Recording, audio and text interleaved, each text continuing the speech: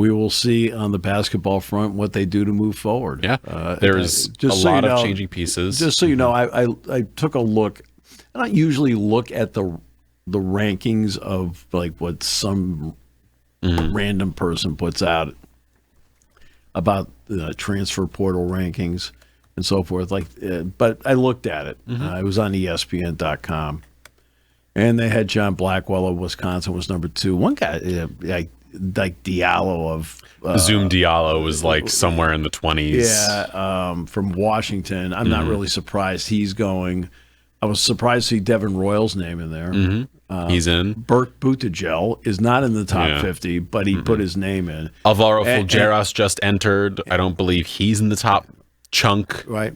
Just so everybody knows. I mean, and this is going to tell you what, that it's going to be, there's going to be tremendous interest. Kayden Mingo's 21. Yeah. He's as simple as that. I mean, so now, they have to sit down and they have to take a long, hard look at the people they want to bring in here to formulate a team. Yeah. And have to construct it around the money they have to operate with. What's difficult about this? And I keep going back to collective bargaining. And one of the reasons I keep going back to there's several reasons why I keep going back to collective bargaining, because I think it's the most logical step. It is. But part of collective bargaining, as I've pointed out, is how much people are making. Right? We know, like you're sitting there, and X is the highest paid corner in the league. Right? So let's go to defensive ends. Yeah. Right? When T.J. Watt, Micah Parsons, Max Crosby, was there somebody else? Myles Garrett. Myles Garrett, definitely. So like Myles Garrett, and then his number was surpassed by T.J. Watt, and eventually with Green Bay after the trade, Micah Parsons' number surpassed Watt and Garrett. But we knew where it was at that particular point. And in college sports, and in football and men's basketball, nobody really, you hear through the grapevine what somebody is getting.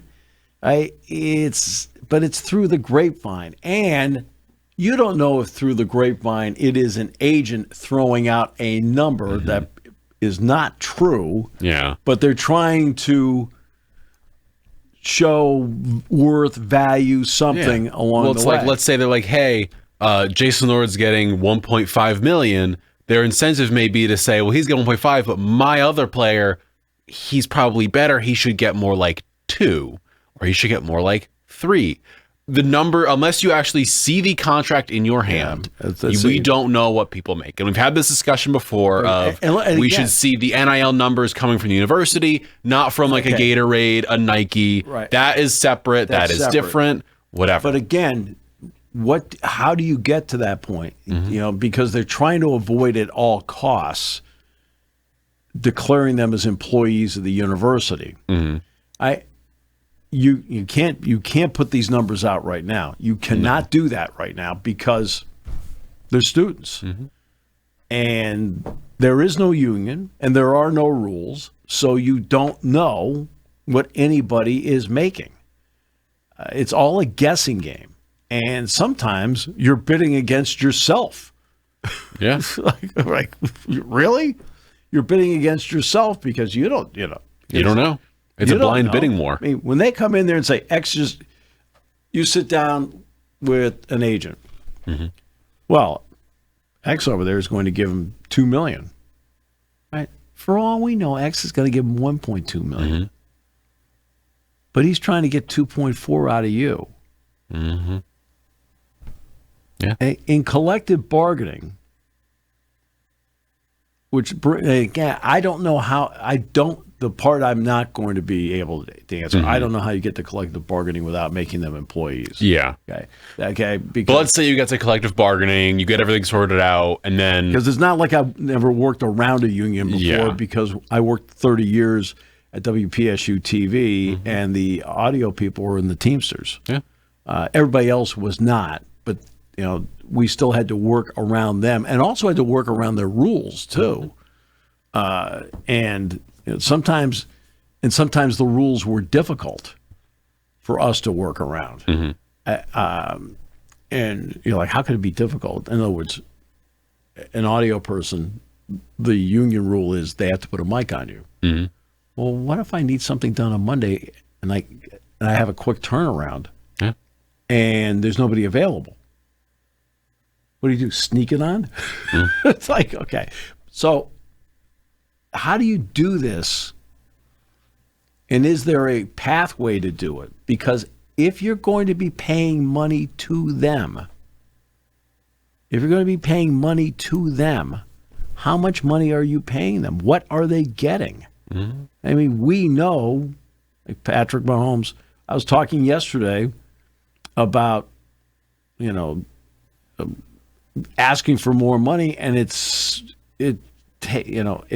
somebody's out there, they're asking for what could be about a 30-year budget. How can you justify that? Because in the pros, where they have a cap, what did Kansas City just do with Patrick Mahomes? They restructured his contract to change the math around so they could get more players. Okay, Mahomes is still going to get money.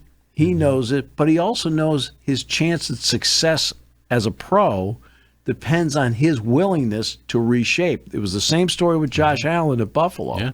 It's been the same story with across the NFL that, like, I'll say it, the Saints are the first ones to do it, where they had all of the dead money and they had all of the pushing off of money. Yeah. And now we're seeing it go into baseball with the deferred money of the Dodgers, where, like, they're still competitive because Ohtani's number is like $2 million this year, but he's realistically making quote unquote $70 million a season. Like, it is an astronomically high number, but how it's spread out and how it's deferred and how the guarantees work, put it onto certain places of the books that allow you to build a better roster.